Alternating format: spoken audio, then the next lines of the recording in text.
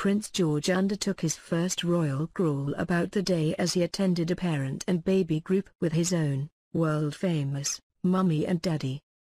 The 8-month-old was brought along by his clearly proud parents, the Duke and Duchess of Cambridge, to the playdate organised by the Royal New Zealand Plunket Society at Government House in Wellington. Following his scene-stealing appearance on Monday when the family arrived in New Zealand to begin their 3-week tour down under, all eyes were on the future king as he was introduced to 10 babies born within a few weeks of his own birthday, on July 22 last year. It was the first time that the third in line to the throne had undertaken a public duty, of sorts. But it clearly won't be the first, in what will be a lifetime of royal service. Fortunately George, whose first 2 bottom teeth recently popped through, conducted his debut public engagement with the confidence of a seasoned pro. Crawling around on the plush blue patterned carpet of the Blanda room, which was littered with toys including building bricks and a xylophone, George was one of the biggest babies there, quite a bruiser, one onlooker remarked. Dressed in blue Rachel Riley dungaree shorts with a ship on the front, a white blouse and soft blue pre-walking shoes, he had no fear in pulling himself up towards the other children, and stealing their toys. Kate looked her usually elegant self in a black and white print Tory Burch dress with a fringed detail at the sleeves and hem. She watched on protectively, occasionally wiping some dribble from his chin, as William chatted to some of the other parents. "It's madness, there are babies everywhere," he exclaimed. At one point the Duchess pulled her son to his feet and helped him bounce up and down, showing that the prince probably isn't far off cruising yet. Kate, with George still in her arms, talked to Ingrid, 29, and David, 28, Alv with baby Eden. George was getting restless, kicking his legs against his mum, so she put him down on the floor to allow him to crawl. The little prince set off at quite a pace, across the NZ fern-patterned carpet of the Blundell room. He was stopped in his tracks by baby Amelia Howe, who grabbed a plastic block from him. Baby Amelia started yelling at this royal encounter as her mother, Stephanie Van Heuven, apologized to Kate for the bawling, but George crawled serenely on. He then got hold of a blue plastic block which he put in his mouth. Baby Sophie Bainbridge crawled past Kate completely oblivious to the royal visitor. Kate said hello but Sophie ignored her and kept in crawling. George then picked up a purple tambourine and started shaking it, gurgling with delight at the noise. Baby Eden, dressed in floral dress and headband, got in George's way and he reached out to stroke her face. Then he reached out a little bit too far and hit Eden in the face with a flailing arm. She lost her headband in the melee but seemed unperturbed. Kate then picked up George. Dad Ryan Tunstall said, "Isabella and George had a lot of fun on the drums. It was a pleasure sharing our beautiful baby with the Duke and Duchess. The whole thing was a wonderful highlight."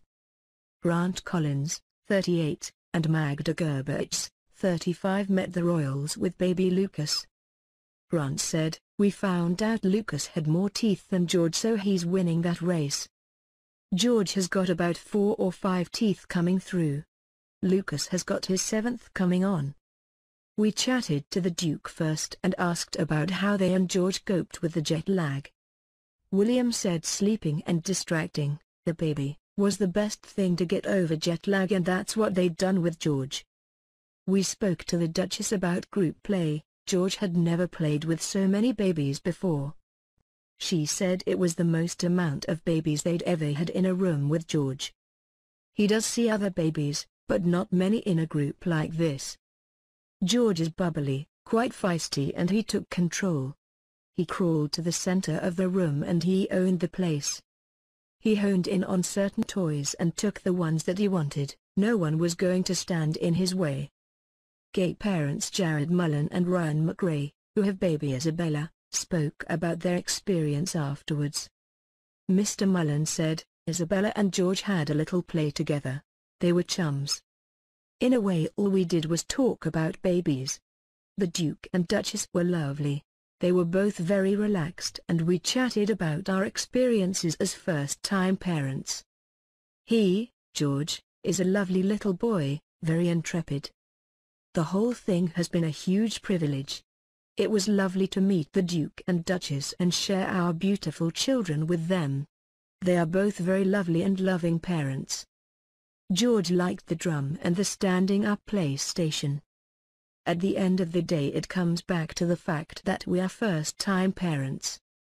Mr. McRae added, "It was such a big day." Grant Collins added, "The Duchess said George was sleeping well through the night and that he's on solid food now, so that has really helped his sleeping." Sheila and Sony Lima met the royals with baby TJ, Taji Lima. Sheila, who works in childcare, looked lovely, and very patriotic, in a traditional blue Samoan dress, with white flowers and red necklace. She said, "It was a very special time. We had a chance to cuddle George, he is very strong and very advanced." We talked to the Duke and Duchess about parenting, and to the Duchess about her role as both a mother and a royal. She said she was lucky to have help with George from her family and her friends. She is very down-to-earth and charming, they both are. Prince William said he supported his wife by giving George his bottle at night and putting him to bed. "I was very nervous because this was my first time experience meeting royalty. I feel very special. Different children develop differently, but George is very advanced for his age. He was crawling and wanting to walk in an advanced way, more so than my son who is younger than him. George is almost trying to walk, he can pull himself up and he is almost there. He will be crawling soon." All of the babies present were from local families and chosen by the organization, which provides healthcare and support to new families, known in New Zealand simply as Plunket. The idea was to give the William and Kate the opportunity to introduce George to the world in a less formal way than usual and give the couple a chance to swap anecdotes about the trials and tribulations of being first-time parents. Kate Bainbridge, 29, a tax accountant whose daughter Sophie was born on July 11, said in advance of the meeting, "I've had a few jealous looks from other parents when they found out we were meeting the Duke and Duchess.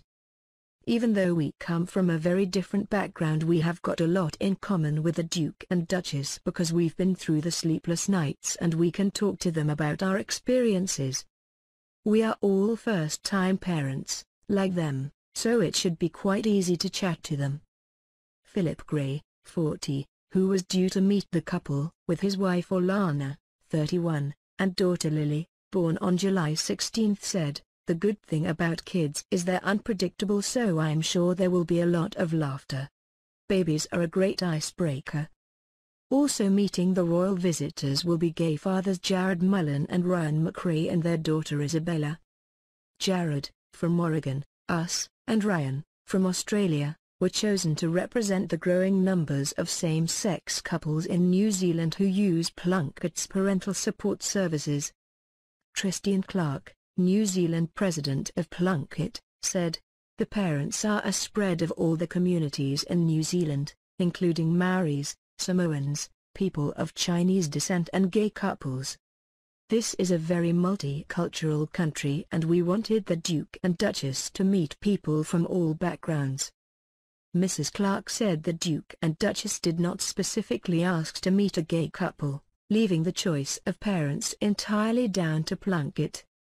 Tina Sim, Plunket's area manager for Wellington, was the woman tasked with choosing the 10 sets of parents. She said she started by looking for local couples whose children were born around the same time as Prince George, looked for parents from diverse backgrounds, including a single mother, and tried to get an even split of girls and boys. "The first 10 people who I called and who picked up the phone are the ones who will be attending," she said. "There are some couples who I called and who have missed out because they didn't answer." Mr. Gray said he will be the 3rd generation of his family to meet a royal visitor. His grandfather Bob Graham met the Queen when he was serving in the Royal New Zealand Air Force and his father Robert Gray met the Prince of Wales. "Now I'm meeting the next 2 generations down, and maybe our daughter will meet Prince George's children one day," said Mr. Gray, an accountant. His wife Orlana, who works in marketing, said, "We followed the Duchess's pregnancy and birth because it was happening at the same that I was pregnant. It's a nice link to the UK." The Royal New Zealand Plunket Society, known to all as Plunket, was founded in 1907 by paediatrician Sir Frederick Truby King.